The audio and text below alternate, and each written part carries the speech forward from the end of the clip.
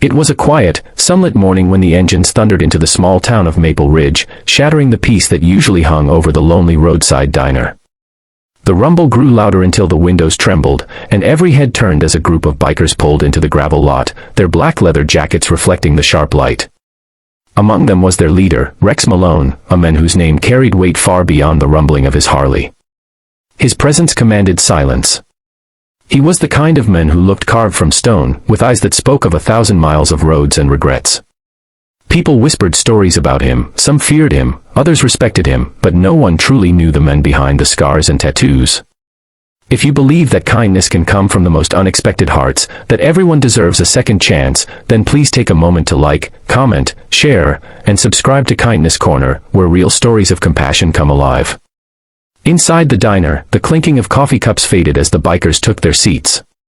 The waitress, her name tag read Mara, moved quietly between tables, her smile polite but weary. She was young, maybe 30, with tired eyes that held the weight of too many sleepless nights. When she leaned forward to pour coffee, Rex noticed something beneath her attempt at cheer, a faint bruise near her jawline, half covered by foundation, the kind that no makeup could fully hide. It wasn't the first time he'd seen something like that. It stirred memories of his past, the kind of past that still haunted him when the nights grew too long. Mara worked in silence, keeping her eyes down. Her hands trembled slightly as she placed a plate before him. Rex's gaze lingered not with anger, but with concern. He didn't say a word, but inside, something shifted, a quiet fury mixed with an ache he hadn't felt in years. He saw himself in her fear. Years ago, he'd lost someone he loved to the same kind of pain, the kind no one spoke about, the kind hidden behind closed doors. That memory had been buried under layers of roughness, but now, standing before this bruised waitress, it clawed its way back to the surface. Outside, the sky turned gray, and the wind began to pick up dust from the lot. The other bikers laughed among themselves, but Rex wasn't listening. He watched as Mara slipped into the back kitchen, her shoulders slumped. He followed her with his eyes, noticing how she flinched when the manager barked an order from across the counter. The man was thick-set, with a mean look and eyes that burned with quiet cruelty. And in that moment, everything became clear to Rex.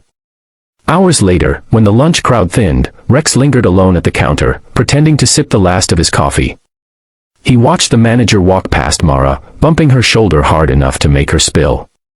She whispered an apology, but the man's response was sharp, venomous. Rex's jaw tightened. There was no mistaking it now, this wasn't just stress. It was fear. The kind that traps people in silence. That night, Rex couldn't shake the image of her bruises. He sat in his garage, the neon light flickering across rows of bikes, lost in thought.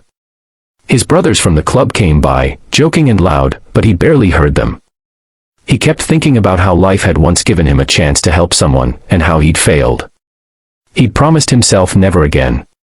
The next morning, he made up his mind.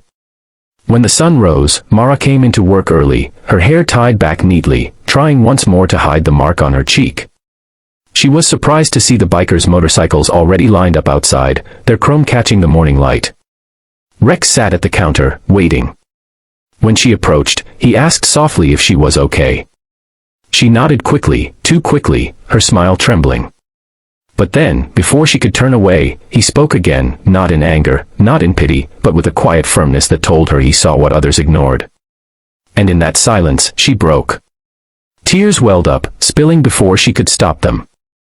The manager stormed out from the back, ready to shout, but Rex stood. The room fell still. The bikers behind him straightened, their presence heavy and solid. The manager's tone faltered as Rex walked toward him, not fast, but with a calm that made the man's arrogance crumble. Rex didn't raise his voice. He simply told the man that hurting someone weaker didn't make him powerful, it made him pitiful. The manager tried to protest, but one look at the dozen bikers behind Rex made him stop. He stormed out, cursing under his breath, his pride shattered as the door swung shut behind him.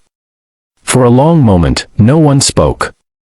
Then Mara turned, her face streaked with tears, and whispered a thank you so faint it barely left her lips. Rex nodded and told her she didn't need to thank anyone, that she just needed to start again, without fear. The diner erupted in quiet murmurs. People who had watched in silence earlier now looked ashamed of their inaction. One old man even stood to clap softly, and slowly others joined until the sound filled the small space like a heartbeat. The story of what happened spread through Maple Ridge by nightfall. The men who had once been feared became a symbol of unexpected kindness. People began to see the bikers differently, less as outlaws and more as protectors. Mara left her job at the diner and found work at a small cafe across town, where the owner treated her with respect. Sometimes Rex would stop by for coffee, not as a savior, but as a friend checking in. Each time she smiled now, it reached her eyes. But the most surprising part wasn't what Rex did that day, it was how it changed him. For years, he'd lived behind walls built from guilt and loss. Helping her broke something open. It reminded him that even the toughest hearts could still heal others. His club brothers noticed the change too. They began organizing charity rides for women's shelters, food drives, and community work. What started as a single act of courage turned into a movement that softened an entire town's perception of them.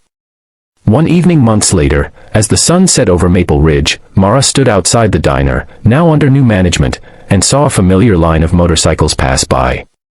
The leader raised a hand as he rode past, a quiet acknowledgement, a bond formed not by words but by shared humanity. She smiled, her heart full, knowing that sometimes kindness doesn't come wrapped in gentle hands, it comes roaring in on two wheels, wearing leather, and a heart that has known pain. If this story touched your heart or reminded you that real strength lies in compassion, please don't forget to like, share, and subscribe to Kindness Corner, where we celebrate the goodness that still exists in this world. Before you go, comment below, do you believe even the toughest people can have the softest hearts? And as the last light faded behind the mountains, Maple Ridge remembered that day, not for the roar of engines, but for the silence that followed, when kindness finally spoke louder than fear.